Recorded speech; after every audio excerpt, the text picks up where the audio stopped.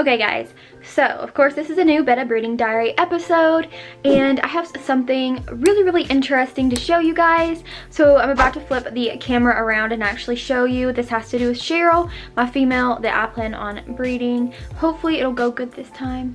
I really hope so.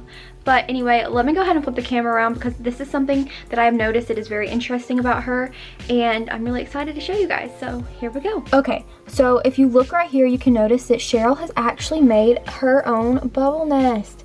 It's a very light ring around the top of the jar, but Cheryl herself has made a nest, and this is a really good sign because that means that she is ready to breed. Like, she wants to breed, and she, like, I don't know, like, it means that, you know, she's ready. So that is such a good sign because, of course, it is a myth that males only make bubble nests, but females definitely make bubble nests as well. They definitely do it less often, and normally when they do, it means that they are ready to breed. So this is a really good sign. I took a little break from conditioning them, of course, to let them resettle and for things to calm down, but I have started conditioning them again, which is of course fattening them up and then letting them see each other for like around 15 to 30 minutes to an hour a day, just anywhere from those time periods. So what I'm going to do right now is go ahead and feed her some worms, feed the dad some worms, and then put her in the tank to get used to him. So that's what we're going to do right now. Proud about that bubble nest. So I'm gonna open the fridge and get out the blood worms. Don't even know why I always try to sing stuff, but anyway. So let me go ahead and put these down. Of course, like I said in the last video, I dumped the whole thing of bloodworms into a cup, and then I just put it in a refrigerator so that it stays cold and fresh. So there we go. Oh my gosh, she like nipped my finger. She is hungry.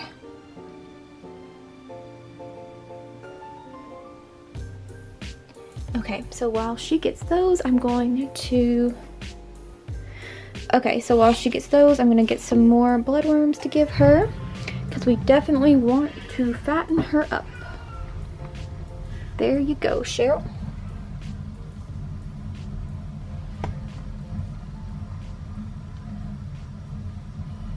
Okay, and yes, she is getting them, so that's good. Okay, now let's go ahead and feed the dad. Let me open the door first with my hand or my fingers that are not wet.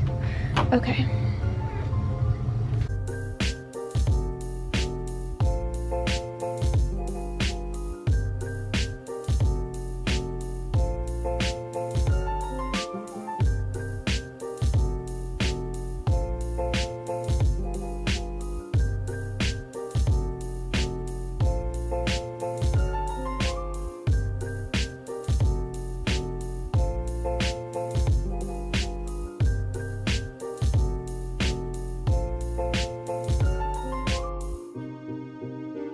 If it would focus, there we go. So yeah, he's got some bloodworms there on the ground. I'm definitely gonna have to spot clean the tank before I put them back in together though. It's getting that way because I don't have, oh my gosh, why am I sticking my finger in their water cup? Ugh, or not their water cup, but my gecko's water cup. Anyway, it is gotten like that because I do not have the filter on right now. And the reason why is because when I do put the female back in there, we don't want the filter going to ruin the bubble nest. But anyway, I'm gonna go ahead and let him eat those, and then I'm gonna go get Cheryl and put her in here. Alrighty, and then here she is in the breeding tank. Obviously, Gable sees her. That's good. And I put this that I got in fan mail on this tank because like I thought it was literally perfect because they're two fish in love and then two fish in love, you know what I mean? So yeah. But anyway, I'm just going to leave them in here for a while, as always, and then I'll take them out. And this is just going to be the process for the next so many days. This is what I'm going to be literally doing every single day to prepare them to go together and hopefully produce babies. Hey guys, so it's been a while, and I really don't remember, unfortunately, the last update I did, but it has been very stressful recently. Basically the very last attempt that I had with this beautiful pair here, once again they did not breed. Obviously there's no fish. And I've just been going like extra slow with it because honestly it's really stressing me out, because more than like literally any other pair I've had besides my very first pair, of course, I want these to breed so bad, and I know that after giving it like My freaking camera battery died. I don't remember exactly what I was saying, but I think it had something to do along the lines with like in 1 to 2 more tries, if they don't breed, then honestly like they're not going to after that. So that's just really stressful for me, because even more than the male, I want the female to breed. Like I want her to have babies. Like she is just, oh my gosh, I'm telling you, this gecko, like, don't even get me started on the conspiracy theories with this guy. He's crazy. But anyway, I love him so much and he's beautiful, but he's crazy. Anyway, I want her to breed even more than him. Like I really want her to breed, and so if they don't, I'm gonna be really hurt and upset, and it's just stressful, especially when you spend money as well and then they don't breed and then you have to spend more money. And I mean, it's always a stressful thing, and in my opinion, like this is the most stressful part of the actual breeding process, is just trying to get them to breed. I used to read before I even started breeding a long time ago that the easiest part was them breeding, and I would have to totally disagree.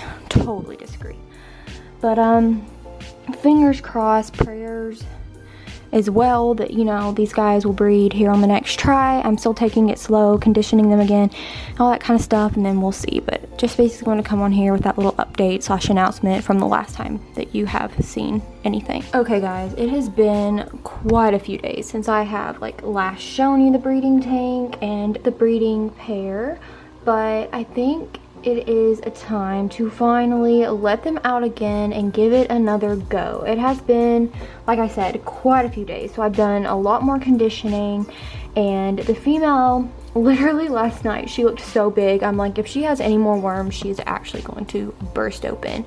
She is such a good size. I'm about to feed them one more time, and then I'm going to let them loose again. No, he doesn't have a nest yet, but normally whenever I let her out, he makes one. So that's what we're gonna have to hope and pray happens again, and then we're gonna have to hope and pray literally that they breed this time, because after this time I only probably feel comfortable trying it one more time, and then after that I just don't think they're going to breed, and that is not what I'm wanting out of this. That would be literally devastating to me, because even more than him, I want her to breed so bad. So I'm gonna go ahead and get some worms for them, and then we'll test everything out. Okay, so I just fed them and then put them in together. There she is in the back, and then of course Gable's over there to the left. Also, I'm an idiot because I did not notice he started making a nest in the back. Oh, whoa, okay. Look at her flare, y'all. That is, oh my gosh, she's chasing him. Normally it's the other way around. Wow, I love that. Oh my gosh, I've never seen a female of mine personally flare as much as she is with him. Go off, queen. Okay, but look, he was literally making a nest in the back. You can see it up there. It's pretty thick. I'm very happy, but I will say, bad location, Gable, is gonna make it extremely hard for me to tell if there's babies or not. But look at her go. Okay. All right, well, let's just hope and pray that, you know, they actually breed this time, because, you know. And I've not even seen her do this at all with him yet, so I don't know. This is interesting, and she looks really good and big, so cool stuff. Hopefully the next time I check back in with you, there'll be babies. I really hope so. Alright, well, guess I'll see you guys in a day. Okay, it's the next day. I'm not gonna get too like bent down because I don't want to get really close to the tank right now, because I've been by it a couple of times today to check for eggs. Unfortunately, there are no babies, and I mean, honestly, can I say I'm surprised? I'm literally not surprised, as bad as sucky as that is, but no babies again. I did scoot this out so that I can get back there to actually check better for babies, because that is in the back. Also, look how thick that nest is. It is freaking massive. But anyway, scooted that out so I could at least get back there to see, because it was really hard to tell about eggs or not. But still, they're in here, and I'm actually just gonna go ahead and turn off the light. There we go, because I wanna make sure that it is down to maybe alleviate some stress, but still no babies. And if for whatever reason they do not mate, I have another idea for breeding, so we'll see. I mean, I hope it doesn't have to come to that right now, but still. Okay, next day, and still no babies. I'm telling you, I'm so frustrated. She's fine back there. She's just hiding. He's kind of tore up. And like I said, still no babies under there, and I'm honestly pretty devastated. Like, I'm just gonna be honest, because I mean, I don't know, I just really think at this point, if they were gonna do it, they would have already done it. Let me get my phone out and like kind of shine just to make sure there's like nothing there. You guys definitely wouldn't be able to see, but yeah, I really don't think there's anything there. And besides, if there was, he would be over there tending to the eggs. So yeah, we are pretty much just, sorry about the camera angle, I was trying to put my phone back in my pocket, but we are just pretty much out of luck. So like I said, they didn't breed.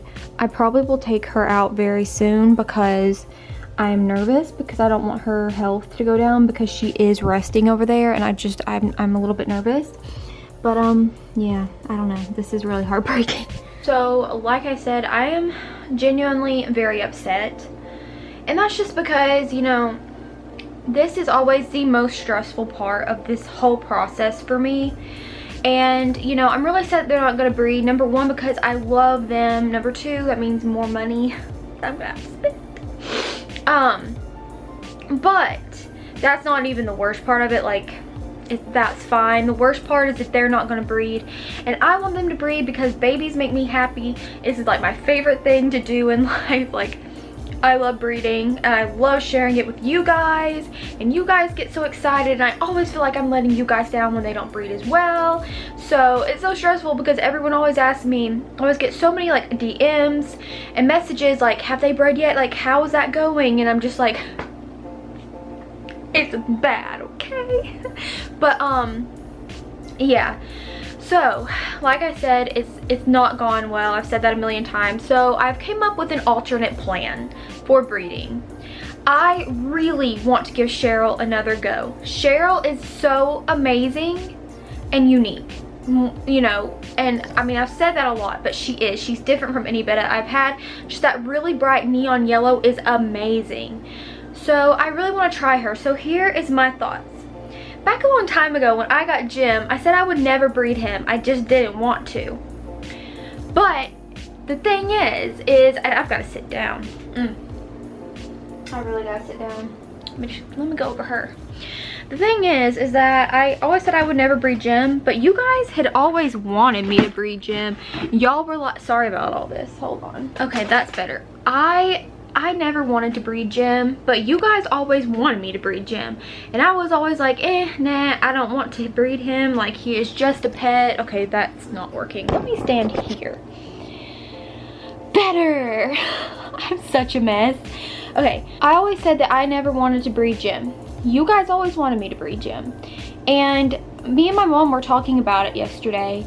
And Jim is beautiful. I mean, he's just massively beautiful. He's gorgeous, you know, and he is rare within himself as well, just like Cheryl is. And you know, me and my mom were talking about it, and we were like, honestly, why not try him? It could work, and you know, this could be what was meant to be.